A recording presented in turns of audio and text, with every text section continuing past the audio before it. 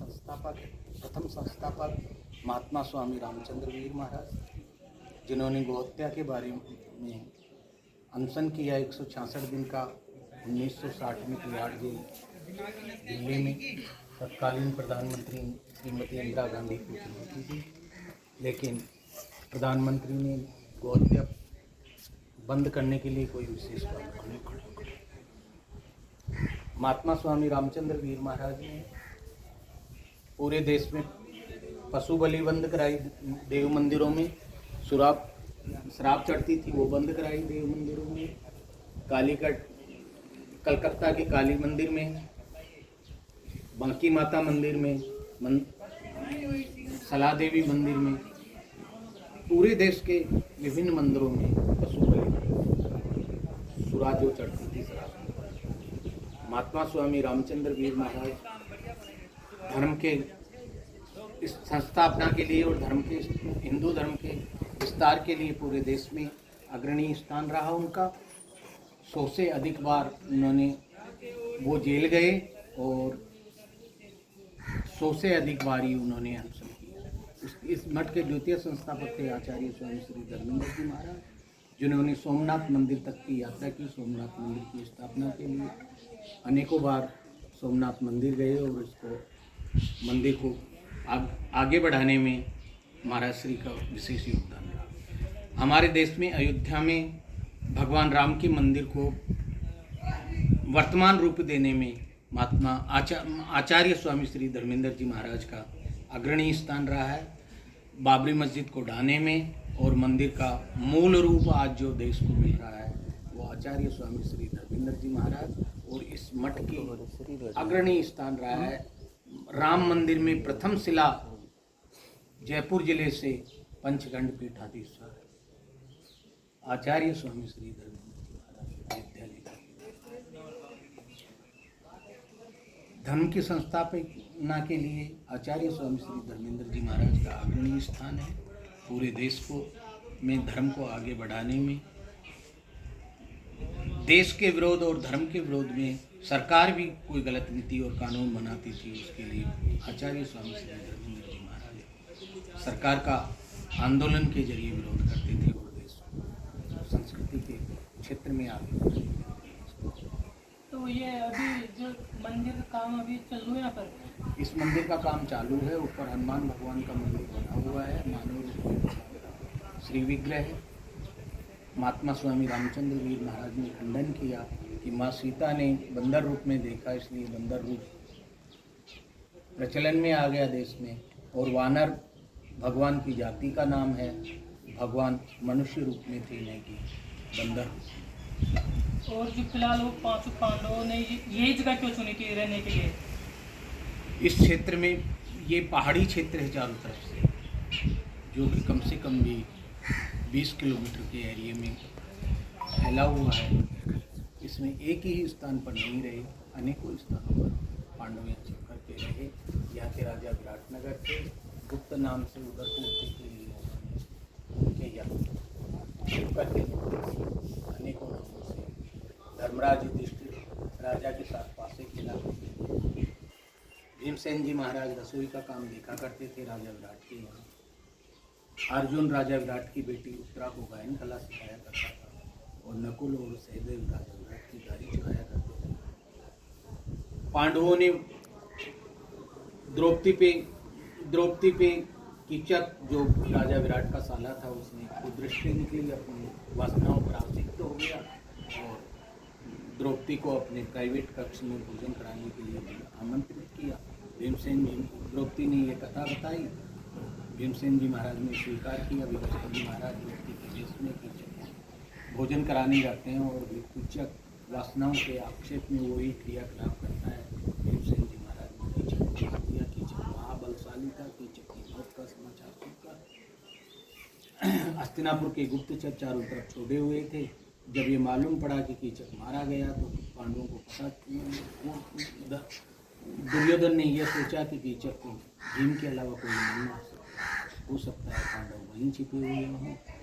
इसलिए हस्तिनापुर से सेना सहित दुर्योधन आया, जिसमें भीम से धर्मराज वो पिता में भीष्म, द्रोणाचार्य, कर्ण, जयद्रथ संपूर्ण सेना के साथ में यहाँ आकर के गायें, नकुल और सहदेव से राजा विराट की गायें चुरा ली।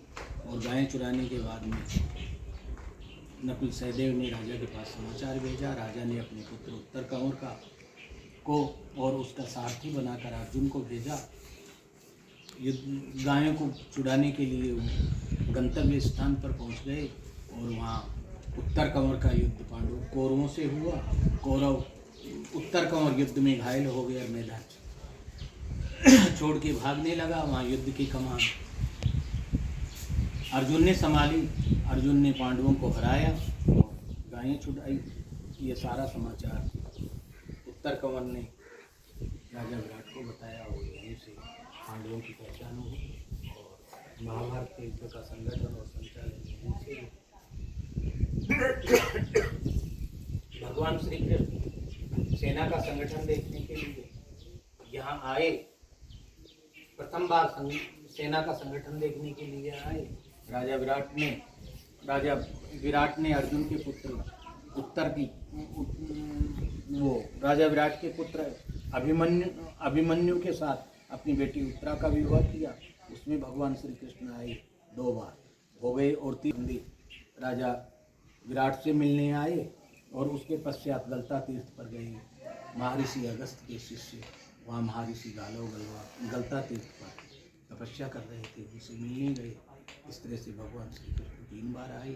यहीं से महाभारत की सेना का संगठन और संचालन हुआ और यहीं से महाभारत की सेना कुरुक्षेत्र में युद्ध की। महाभारत में पांडवों की सेना विराटनगर से कुरुक्षेत्र के मैदान में युद्ध करने गई, ना कि हस्तिनापुर से। हस्तिनापुर से दुर्योधन कौरवों की सेना लेकर के आए और हस्तिनापुर में युद्ध हुआ। ये पौराणिक नगरी। और अभी ये मतलब मंदिर का काम चालू हुआ कितने दिन, कितना समय हो गया? यहाँ 3 संत हो चुके। महात्मा स्वामी रामचंद्र वीर महाराज ने इस मठ को बहुत आगे बढ़ाया। उसके बाद में आचार्य स्वामी श्री धर्मेंद्र जी महाराज ने मठ का कीर्ति और कथा का पूरे देश में फैलाई। ये राष्ट्रीय नहीं, अंतर्राष्ट्रीय स्तर है, इसका पूरे विश्व में नाम है। और इस मठ के तृतीय संस्थापक आचार्य स्वामी श्री सोमेंद्र जी महाराज, जो कि पूरे देश में सनातन धर्म की रक्षा के लिए कार्यरत है। नहीं, जो अभी ये मान लो मंदिर अभी जो प्रेजेंट में काम चालू है, ये जैसे पहले नहीं, ये सोमेंद्र जी महाराज ने संचालित। ये मूर्ति कब से लगी है? इसको 1 साल हो गए। बीच में गौशाला का एक नई गौशाला खोली, उसमें करने के लिए हुआ और अब इसका काम चल रहा है। जल्दी ही जो लोग ऐसे बोलते भाई भीम जी के करते थे, वो क्या कुछ बताओ उनके बारे में भी?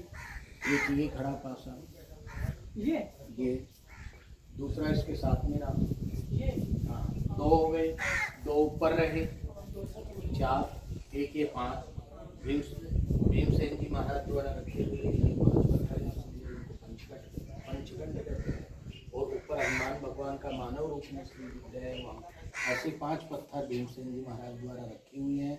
उन 5 पत्थरों को दबाकर मैदान बना के महात्मा स्वामी रामचंद्र वीर महाराज ने वहाँ हनुमान भगवान का मंदिर बनाया, इसलिए इसको पंचखंड। जो ये आजकल इसको पावन धाम आश्रम है विराटनगर। जो वहाँ पर वो कुंड में वो जो पानी भरा वो किस ये जो कुंड सामने दिखाई दे रहा है, इसको भीमलता कहते हैं। माता कुंती को प्यास लगी और भीमसेन जी महाराज ने लात मारकर पानी निकाला। ये कुएं जितना गहरा है, इसमें 12 महीने हमेशा पानी रहता है। पवित्र कामों में और पूजा के काम में पूरा क्षेत्र स्थित पानी के रूप में पानी को काम में। चलो दोस्तों, अभी जो पुजारी बाबा जी ने बताया था, भाई द्रौपदी को प्यास लगी थी और भीम जी ने लात दे के जमीन में पानी का कुंड बना दिया। तो वो आपको मैं दिखा देता हूँ एक बार।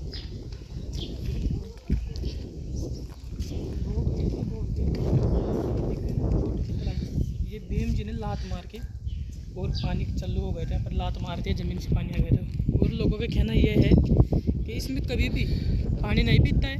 और अभी हमने पुजारी जी बाबा जी से पूछे तो उन्होंने भी यही बताया था, इस दरख्त को प्यास लगी थी तो भीम जी ने दीवार में लात दे के पानी निकाल दिया था ज़मीन से। आप देख सकते हो, देखो पास से दिखा दो एक बार, अच्छी तरीके से दिखा दो पास से।